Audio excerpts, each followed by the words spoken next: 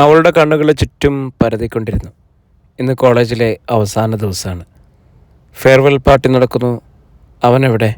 വിനയ് സ്റ്റേജിലേക്ക് നോക്കുന്നു എന്നല്ലാതെ അവളുടെ മനസ്സ് മറ്റൊരു ലോകത്താണ്. ഓഡിറ്റോറിയത്തിനുള്ളിലെ പിൻഭാഗത്തായി തമ്പടിച്ചിരിക്കുന്ന കൂട്ടുകാരികൾക്കൊപ്പം നിൽക്കുമ്പോഴും അവളുടെ മനസ്സ് പിടയുകയായിരുന്നു. ഇത്രയും നാൾ അവൻ പറഞ്ഞില്ല, മനസ്സ് തുറന്നില്ല. ഇന്നെങ്കിലും തന്നോട് തുറന്നു പറയുമോ? തനിക്ക് അവനെ ഇഷ്ടമാണ് എന്നത് അവനും അറിയാം. പരോക്ഷമായി പലപ്പോഴും അത് പ്രകടിപ്പിച്ചിട്ടുമുണ്ട്. പക്ഷേ എന്തോ തുറന്നു പറയാൻ വല്ലാത്ത മടി. അവൻ ആദ്യം പറയട്ടെ എന്ന് കാത്തിരുന്നു. ഇത്ര കാലമായിട്ടും അവൻ മനസ്സ് തുറക്കാത്തത് തന്നെ ഒട്ടൊന്നുമല്ല വിഷമിപ്പിച്ചിട്ടുള്ളത്. അവൻ മറ്റു പല പെൺകുട്ടികളോടും സ്വറ പറയുകയും അടുപ്പം കാണിക്കുകയും ഒക്കെ ചെയ്യുമ്പോൾ തൻ്റെ മനസ്സ് വല്ലാതെ പിടയ്ക്കാറുണ്ട്. പലപ്പോഴും തന്നോട് അവൻ മിണ്ടാറുണ്ട്, ഇടയ്ക്ക് തമാശയും പറയും. പക്ഷെ ഉള്ളിലെ പ്രണയം ഇനിയും അവൻ തുറന്നു പറഞ്ഞിട്ടില്ല. താൻ അങ്ങോട്ടും. അവനല്ലേ വശത്തുള്ള വാതിലിലൂടെ വരുന്നത്? അവൾ ഇടങ്ങണിട്ട് നോക്കി. അതെ, അവൻ തന്നെ. അവളുടെ ഉള്ളം പൂത്തൊളിഞ്ഞു. അവൾ വല്ലാതെ വിവശയായി. ഇന്ന് അവസാന ദിനമാണ്, പിരിയുന്ന ദിനം. ഇനി ഒരു പക്ഷേ എന്നേക്കുമായിട്ട് തങ്ങൾ പിരിയുന്ന ദിനം. അത് അവൻ ചില പെൺകുട്ടികളുടെ അടുത്ത് നിന്ന് കുശലം പറയുന്നു. കളിയും ചിരിയുമായി അങ്ങോട്ടും ഇങ്ങോട്ടും നടക്കുന്നു. അവൾക്കുള്ളിൽ ചെറിയൊരു നീരസം തോന്നി. കണ്ടില്ലായിരിക്കോ? എന്തായാലും തന്നെ അടുത്തേക്ക് വരട്ടെ, വരാതിരിക്കില്ല എന്നുറപ്പ് അവൾ അടക്കം പറഞ്ഞു. കൂടുതൽ നോക്കണ്ട. അവൾ പരിപാടി നടക്കുന്ന സ്റ്റേജിലേക്ക് തന്നെ കണ്ണുകൾ പായിച്ചു. പക്ഷേ അവളുടെ കണ്ണുകൾ സ്റ്റേജിൽ നിന്നും പലപ്പോഴും അവനിലേക്ക് അറിയാതെ പാറിയെത്തുന്നുണ്ടായിരുന്നു. അവൻ പലരോടും ഹായ് പറഞ്ഞും കുശലം പറഞ്ഞും കളിച്ചും ചിരിച്ചുമൊക്കെ ഹാളിലൂടെ നടന്നു നീങ്ങുന്നുണ്ട്. കൂട്ടുകാർക്കൊപ്പം അതാ അവൻ ഇങ്ങോട്ടാണല്ലോ വരുന്നത്. തന്നെ കാണാനും സംസാരിക്കാനും ആയിരിക്കും, അവൾ കരുതി. അവളുടെ കണ്ണുകൾ സ്റ്റേജിലേക്ക് ഒന്നുകൂടി ഉറപ്പിച്ചു.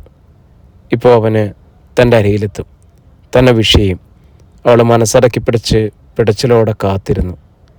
വരുന്ന വഴിയിൽ കാണുന്നവരെയെല്ലാം അവൻ ചിരിച്ചു കാണിച്ചു. ഹായ് പറഞ്ഞൊക്കെ നടന്നു വരുന്നുണ്ട്. ഏതായാലും താൻ നോക്കുന്നില്ല, അവൾ തീരുമാനിച്ചു. അവൻ ഇങ്ങോട്ട് വരട്ടെ. അവൾ സ്റ്റേജിലേക്ക് ഒരിക്കൽ കൂടി കണ്ണുറപ്പിച്ച് പിടിച്ചു. അത് അവനിപ്പോൾ തൊട്ടു മുന്നിലെത്തിയിരിക്കുന്നു. ഇപ്പോൾ തന്നെ വിളിക്കും. അവൻ്റെ മുഖത്തേക്ക് നോക്കാതെ അവൾ ബലം പിടിച്ച് സ്റ്റേജിലേക്ക് തന്നെ മുഴുവൻ ശ്രദ്ധയും കേന്ദ്രീകരിക്കാൻ ശ്രമിച്ചു. അത് അവൻ നേരെ മുന്നിൽ വന്നെന്ന് തൻ്റെ നേരെ നിൽക്കുന്നു. വേണ്ട, താൻ നോക്കുന്നില്ല. അവൻ ഇങ്ങോട്ട് മിണ്ടട്ടെ. അവൾ സ്റ്റേജിലേക്ക് തന്നെ കണ്ണുകൾ കൂർപ്പിച്ച് നോക്കി നിന്നു. മനസ്സ് മറ്റെവിടേക്കോ പറന്നു പോയെങ്കിലും അവൻ തന്നെയും കടന്നു പോവുകയാണല്ലോ. ഒന്നും മിണ്ടാതെ ഈ അവസാന ദിവസമെങ്കിലും അവന് തന്നോട് ഒന്ന് തുറന്നു പറഞ്ഞുകൂടെ? അവളുടെ മനസ്സ് വിതുമ്പി. പക്ഷെ പലരോടും യാത്രയും പറഞ്ഞ് കൈവീശി ടാറ്റയും കൊടുത്ത് പിൻവാതിലിലൂടെ ഓഡിറ്റോറിയത്തിന് പുറത്തേക്ക് പോയി. അവൾ വല്ലാതെ വിവശയായി. ഉള്ളിൽ ഒരാന്തൽ, ഹൃദയമിടിപ്പ് അത് വല്ലാതെ കൂടുന്നു. ഒന്ന് നോക്കായിരുന്നു അവനെ. വേണ്ട, താൻ നോക്കിയില്ലെങ്കിലും അവനെ തന്നെ വിളിക്കാമല്ലോ, വിളിച്ചൊന്ന് സംസാരിക്കാമല്ലോ. അവളുടെ മനസ്സ് ഉരുൾപൊട്ടിയതുപോലെ കലങ്ങി മറിഞ്ഞു. മനസ്സിൽ കാറും കോളും നിറഞ്ഞു, കണ്ണുകൾ നിറഞ്ഞു. പെയ്യാൻ വെമ്പി നിൽക്കുന്ന മേഘത്തെ പോലെ അവളുടെ മുഖം ആകെ കറുത്തിരുണ്ടു. ആരെങ്കിലും ഒന്ന് തൊട്ടാൽ വാടിപ്പോകും. അവൾ പൊട്ടിക്കരഞ്ഞു പോകും എന്ന രീതിയിലായി. വീട്ടിലെത്തിയിട്ട് വേണം കിടക്കയിൽ വീണ് ഏങ്ങലടിച്ച് കരയാൻ. അവൾ ഉറപ്പിച്ചു. ഇവിടെ വെച്ച് കരയാൻ പാടില്ല. ആരെങ്കിലും കണ്ടാൽ വലിയ നാണക്കേടാണ്. പിടിച്ചു നിൽക്കണം. അവൾ മനസ്സിനെ കല്ലാക്കാൻ ആവതും ശ്രമിച്ചു. എങ്കിലും ഒരു വിതുമ്പൽ ഉള്ളിൽ നിന്നും ആന്തി വരുന്നത് പോലെ ആവതും അവൾ അത് അടിച്ചമർത്തി ചുണ്ടുകൾ കടിച്ചു പിടിച്ചു. പെട്ടെന്ന് ആരോ പിന്നിൽ നിന്നും തന്നെ ഉറുമ്പടക്കം പിടിക്കുന്നത് പോലെ തോന്നി. അവൾ ഞെട്ടി. ആരോ തന്നെ എടുത്തു പൊക്കുന്നു. അവൾ ആകെ അമ്പരന്നു. ഞെട്ടിത്തെറിച്ച് എന്താണ് സംഭവിക്കുന്നതെന്നും മനസ്സിലാവുന്നില്ല. ആരുടെയോ കൈകളിൽ താൻ വായുവിൽ കറങ്ങുകയാണെന്ന് തോന്നലാണോ? തലതിരിച്ച് നോക്കാനും പറ്റുന്നില്ല. അപ്പുറവും ഇപ്പുറവും നിന്ന് കൂട്ടുകാരികൾ അടക്കം ചിരിക്കുന്നുണ്ട്.